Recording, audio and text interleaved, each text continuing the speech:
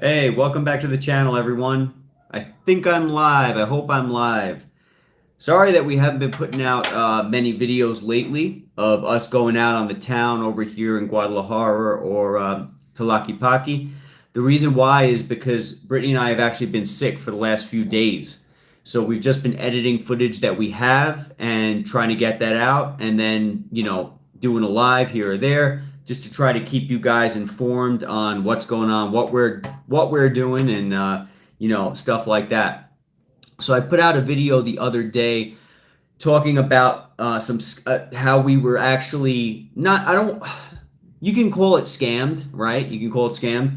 How we got taken advantage of, or someone tried to take advantage of us at a restaurant that we went to. And this is, I told you guys in that video that I would be putting out another video talking about the scams that we've actually experienced here in Mexico. So that's what I want to do today. Now, I'm really excited to do this video because I get to tell you, welcome to everybody who's here. Welcome, welcome. I'm really excited to do this video because this is my opportunity to tell you about some of these scams, but also tell you that they are very rare, at least in our experience. Even though we're Americans, even though we don't speak the language well, even though we are in another culture, we have not experienced a lot of scams. Grateful to say. And that's because the Mexican people are so beautiful. Debbie, welcome, welcome, welcome. So happy to have you here. Thanks for being here. Good to see you. Good to see your little chat box face.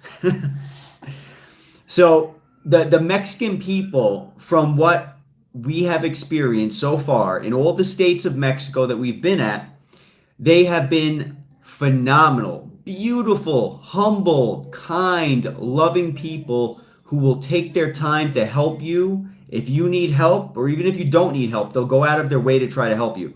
So keep in mind, moving forward, I am talking about scams, right? But I'm not saying that you need to worry all the time, no matter what you're doing when you come to Mexico. I truly believe that the people here are some of the greatest people in the world. And until something goes ahead, oh, cool out, welcome, welcome. Don't worry, everything's good. I'm just talking about my experiences. Just talking about my experiences. Don't worry, everything's fine. Everything's fine. Welcome to the chat, everybody. Thank you all for being here. Thank you for being here. Thank you so much. Great to see everybody. So yes, we'll be talking about some of the scams that I've experienced so far. And there are going to be a lot more scams than what I'm mentioning today. I've heard of many scams, but I actually want to talk to you guys about the scams that I've experienced. Because I can't be talking for other people. There have been tons of scams in the history of the world, in the history of Mexico and the United States. But I want to talk to you guys about the ones I've experienced to let you know where I was coming from and how you might be able to avoid them. So hopefully you guys appreciate this. Thank you guys for the likes. Thank you very much. Happy to be here. Happy to have you guys here. I really hope this content is helping you. Because honestly, one of the greatest things we've ever done, I know we haven't been in Mexico for too long now, but I really think one of the greatest things we've ever done was move here. I feel like even though we're sick and we're at home, we're not feeling good, I feel like I'm at home. You know what I mean? So that's how I feel.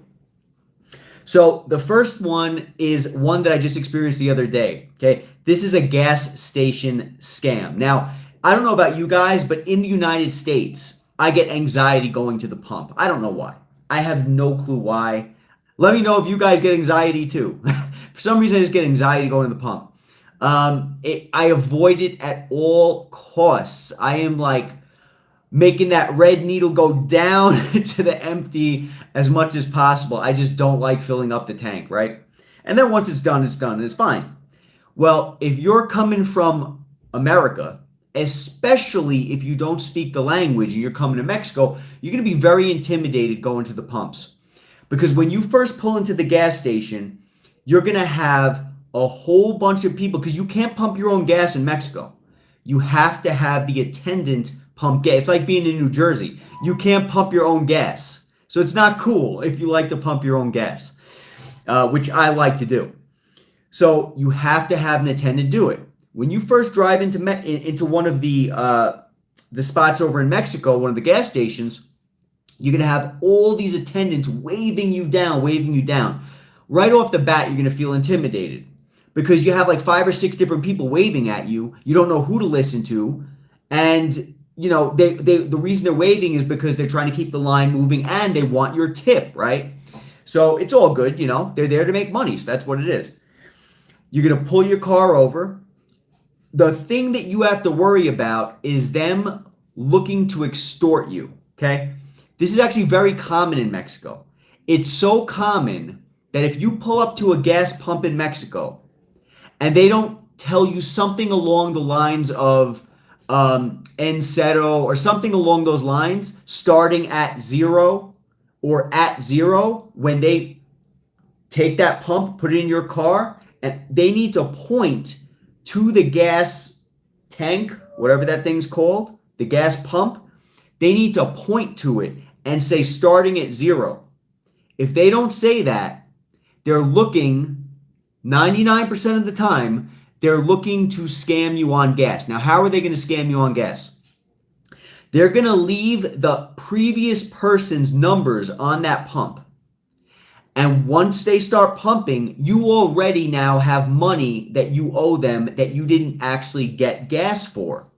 So let's say the last person spent, I don't know, $20 USD. We'll just call it USD because my mind works in USD better, right?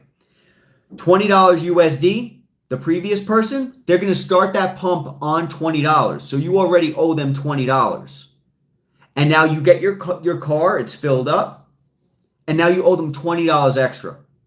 It's so common that they do this in Mexico, unfortunately, that the gas attendants, when they're good gas attendants, they will point to that pump when you drive in, and they'll say starting at 0. So make sure that that's something that you take note of, because the one time that the person didn't do it, that was when we got scammed. And Brittany came back to the car. I didn't realize it because when you're dealing with USD and pesos, your mind has to make conversions, and it's not always easy for someone like me anyway. So Brittany said, how much was the gas? She came back in from using the bathroom. I said, oh, it was this many pesos. She's like, what? And I was like, what? You know, it's, 800 pesos or whatever it was. And she's like, that's too much. Look at the price. And I was thinking, oh man, they didn't say starting at 0.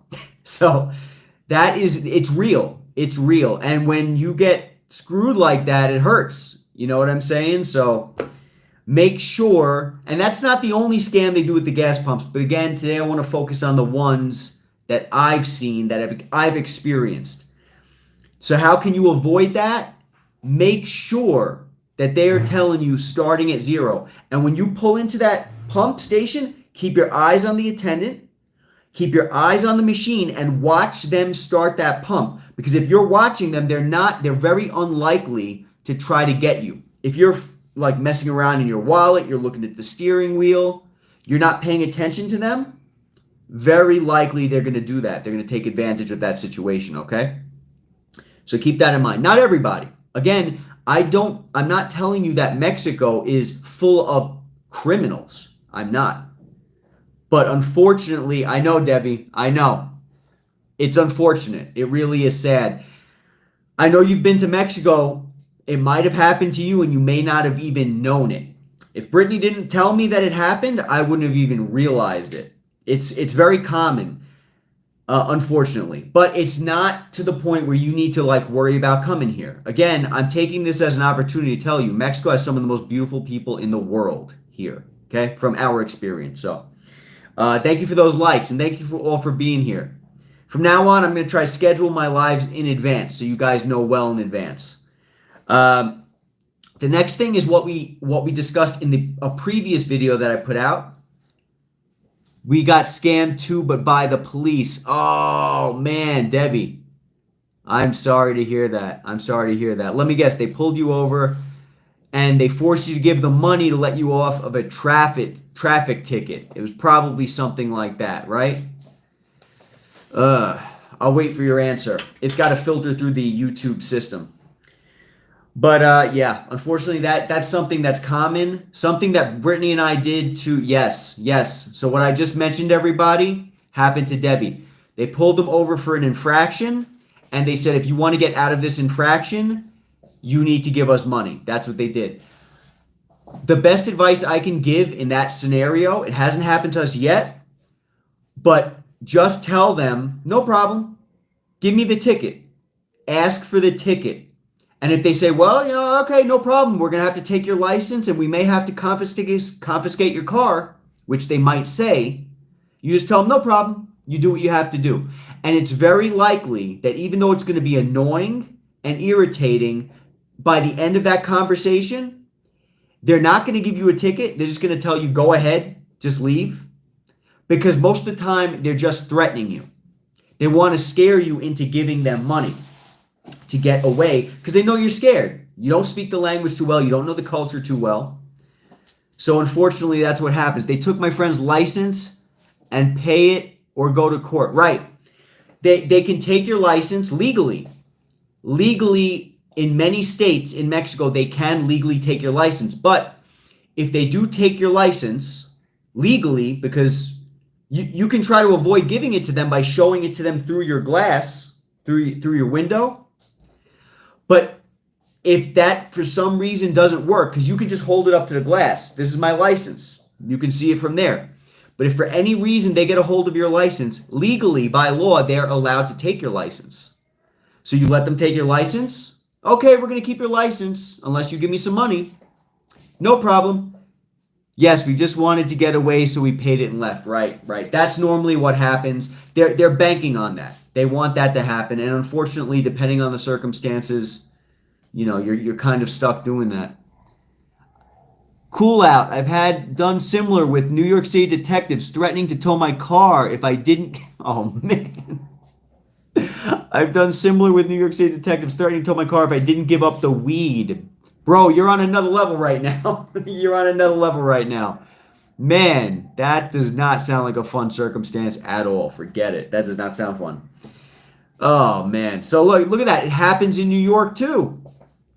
That's good. I'm glad you brought that up. Hysterical. I'm glad you brought that up.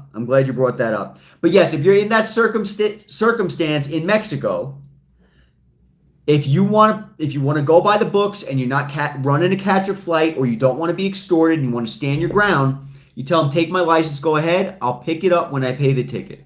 And that's it. If not, you end up paying the bribe or whatever it is, and it is what it is. That's up to you, your conscience, the circumstances, and all that stuff. But as Cool Out brought, I'm glad it helps to know that, Cool Out. I'm so glad. As Cool Out brought out, it happens in New York for different reasons, right? Crazy.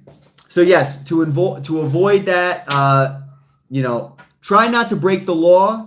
If they pull you over when you're not breaking the law, it is what it is. Try not to break the law, because if you break the law there in Mexico, they're going to capitalize on it. But a lot of the time, if you don't break the law, they're not going to have a reason to pull you over. So every person, let me put it like this, every person that I've ever spoken to that's gotten pulled over in Mexico was accidentally breaking the law. Not on purpose, but they were doing something they were on their phone, or they were not wearing their belt, because you do have to wear your belt in Mexico. That's a law, right? You see signs everywhere for it. No talking on the phone and all that stuff. All right, so let's move on to this next one. And thank you guys for your input. Very, very valuable. Very, very valuable. Thank you both, Cool Out and Debbie. Thank you. So one that happened just the other day that we put a video out about was padding the bill, right? Now, when you go to a restaurant, if you're not used to being in the Mexican culture, if you're not used to the pesos to dollar ratio, you might not even realize that they're extorting you. You might not even check your bill. You might just think it's all good. And because honestly, if you come to Mexico and you're here long enough, the people here are going to be so loving and kind, in my experience anyway, you're not even going to think to check the bill. You're going to be like, oh yeah, it's Mexico. They're great. Everybody's great in Mexico. That's how much love I've gotten here, right? So I think I don't even need to check the bill because it's Mexico. They're cool. But as I mentioned the other day in that video, they padded the bill. So they added extra money to the bill. not only did they add extra money, they also added a tip, 15% tip to the bill. Now, 15% on top of the bill that you're already paying may not be a lot in Mexico. It depends on where you are, and it depends on what your lifestyle is like, right? Some people have more money than others. So if you have a big job, you may not even care. You just pay the bill, whatever, 15%, who cares? You know what I mean? But if you want to avoid this, I highly recommend making sure that you keep a menu with you or take pictures of the menu before you give the menu back. But I think you just keep it with you. So at the end, you can check to make sure that the prices are correct. That's what I highly recommend. I think that'll help you out a lot. The next thing is to make sure that you look at the bottom of the receipt. Make sure that you're looking for the propina, right? That's the tip. Make sure you're looking for the propina. See if it says in tiny little letters that they've added the tip, or if the tip is mandatory. Because if it says mandatory tip, right there you know there's something wrong. Right there you know that's a scam right there. There's not supposed to be any mandatory tip. So make sure you look for the words propina or gratitude, however you say that in Spanish. Look for that. Go out of your way because it might be so small that you won't see it. Propina. I like the way you say that. I don't know if I'm saying it right or wrong, but I'm trying. Thanks, Debbie. I'm trying. You and Al would be great here, right? You guys speak Spanish. You guys would be great. All right. So, and it's very easy to get confused at a restaurant. Very, very easy if you're American and you're not used to this culture and you're not used to the conversion of pesos to dollars. Very, very easy. Good. Thank you, Debbie. I'm glad I was saying it right. I'm trying to learn. I think it's very important to learn Spanish if you're in Mexico. I don't want to be an American over here like, oh, I'm sticking to American. I don't want to be like that. It's a beautiful language. Beautiful language. All right, so keep a menu with you and look out to make sure they didn't add that tip, okay? And make sure you speak Spanglish. Spanglish is better than my Spanish, let me tell you that. That's for sure. So yeah, keep a menu and look out for that propina. And don't be afraid to tell them when something's wrong. Stand up for yourself. You might feel in your heart, it's just easier if I pay the tip. If I just pay it for what it is. I don't want to argue. You're going to get stepped on continually until you stand up for yourself. So keep that menu with you to avoid something like this. So let's see what else I have here. So yeah, take notes of the prices and specifically look for small print when it comes to that tip. So price gouging, right? Price gouging, or what I refer to as the American surcharge, okay? Especially if you're walking around, you're coming from like, I don't know, New York or something like that. Normally I got my gold chains on and stuff, right? I'm not wearing that stuff in Mexico. Not because I'm necessarily afraid of being robbed, but because if you walk around like that, you are going to get an American surcharge. They're going to say, oh, this guy can afford to pay more. So you will be paying more, let me tell you. So I don't wear anything crazy. I don't try to look any certain kind of way. Debbie, I'm so glad you're getting a kick out of this. You will be paying more. And that's not cool. I don't like the way that feels. So the American surcharge, it's very easy because you don't understand the currency conversion. And it's going to be very easy because you don't understand what pesos to dollars is supposed to be. So when they give you a price, you might think, all right, well, this is what it is. Let me just pay this. Let me give you my $500 peso bill, right? And you get your change and you just walk away and that's it. But you don't realize you got ripped off $5, $10, something along those lines. And you just made that guy's week or that girl's week, right? Because $5 or $10 goes a long way, USD here. So let's see. So this is something that we've actually seen. There might be an American menu and a Mexican menu and a Spanish menu. There might be two menus. Let's say you're going out, right? If they hand you an American menu, there is a clue right there. It doesn't mean they're trying to hurt you. It doesn't mean that they are actually giving you a separate menu just for Americans, but it's likely. So if they can hand you an American menu, I would recommend you asking for the Spanish menu. Ask for both. Because you want to practice your Spanish, right? And you also want to make sure they're not giving you a menu that has higher prices, because that stuff happens. I remember we walked into a restaurant, they handed me the American menu. Off the bat, I knew there was something wrong. So keep that in mind when you're going to restaurants here. And another thing, not only when you're in restaurants, but when you're in stores too. If you go walk into a store and the price is not clearly listed where you are, I remember they charged my wife. We were just in Mexico for like, I don't know, less than a week, maybe 4 days.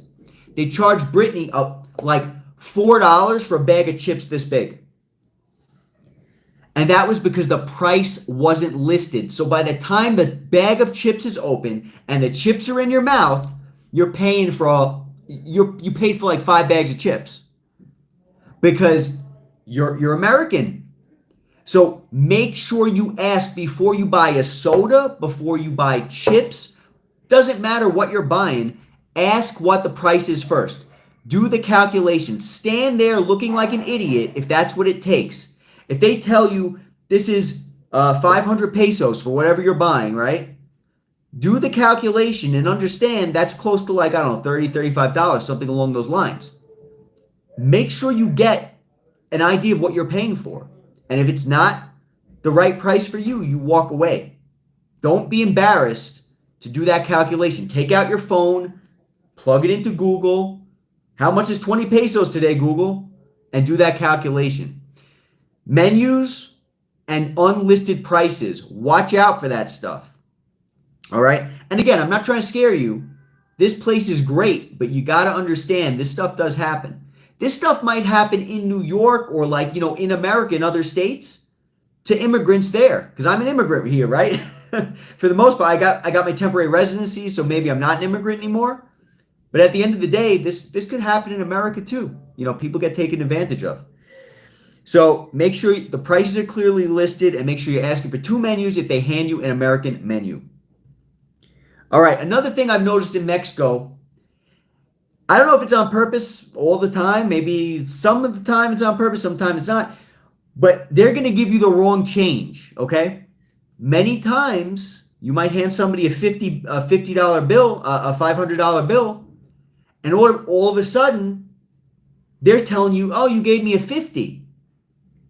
Don't confuse the bills. The bills are beautiful. The colors are beautiful, but they all blend together, okay? So keep in mind what bill you're paying with.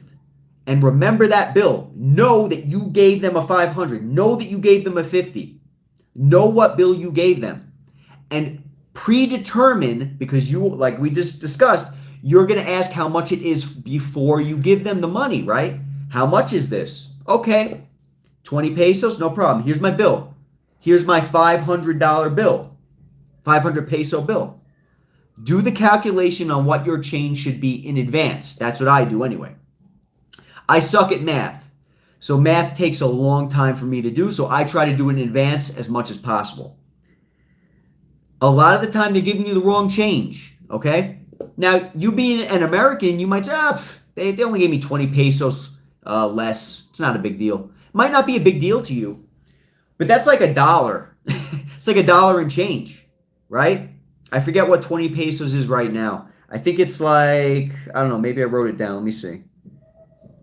Okay, so 18.61 pesos is the equivalent to $1. So you're almost giving away $1. If you're cool with that, then give it away. But at the end of the day, I recommend making sure you do that math in advance so you don't end up getting screwed over when you go to pay. And count your change because they're banking on you not counting for your change. Now, I do believe that the culture is more lax here. I do believe that. So I tend to believe that it's kind of like, 10 pesos here, 5 pesos there. But remember that 5 pesos, that 10 pesos, that's a tip. That's a tip here for like some manual labor. So you might be cool just giving it away for nothing, but remember that you can use that somewhere else because they're looking to get your tips here in Mexico. So every single peso literally counts, right? You can give somebody 2 pesos, 3 pesos, and they're going to be happy. So don't just give your money away, in my opinion, all right? So count your change, know in advance what you should be getting back and all that. By the way, welcome to everybody who's here. Thank you all for joining. Really happy to have you all here. Thank you for those likes, and thank you for all the input that you guys have been giving me throughout this entire live. So the next thing is, let's see what I have here. All right, some places are going to give you a bad exchange rate. What do I mean by that? If you go on Google right now and you type in how much is pesos to dollars, they're going to give you a ratio. Like I just said, $1 today, 1 USD, was the equivalent of 18.61 pesos, all right? You might walk into a store, though, and you might think, why am I paying so much here? Didn't this cost this? Because a lot of the time, whether it's posted on a wall in the side of the place, whether it's a restaurant, whether it's a store, or if it's not posted, they might be giving you a different exchange rate. Some places I've been to will actually tell you on the wall, if the exchange is $1 USD to 18.61, it might say on a little sign on the wall, 1 USD equal to 17 pesos, 17.51 pesos. They never change the sign. They don't keep up with it. Or they're just looking to get more money, right? So know the exchange rate. Know what you're willing to pay. Is it wrong for them to have the wrong exchange rate? I don't know. That's just the culture. You're going to have to deal with that. Even the exchange rate that you Google is not going to be the most current all the time, right? So know what you're willing to pay. Again, how much will this cost me? Oh, it's going to cost me this many pesos? Google it right there before you commit so you know, okay? They may have it posted, they may not have it posted, but they're not always going to give you the right exchange rate. Restaurants too. If you hand them a credit card and you go ahead and charge your credit card, that machine that they're supposed to bring to the table to do the transaction, remember, I'll mention this too, they're supposed to bring the little machine to the table. If they walk away with your credit card, very likely something bad's happening. They're supposed to bring you the machine, and on the spot, they're supposed to put the card in the machine, which normally does happen. That machine might be set up to give you a different exchange rate. Remember that. So I recommend while you're here, paying in pesos, paying in cash, as much as possible. It's annoying to have to carry around cash and coins, but that will give you the best exchange rate, in my opinion and my experience. So let's see here. What do we have? Bad exchange rates. So know before you buy what it costs and what you're willing to spend. And you can ask them for the exchange rate that they're using. You can ask them, what exchange rate are you using? Don't be afraid to speak up.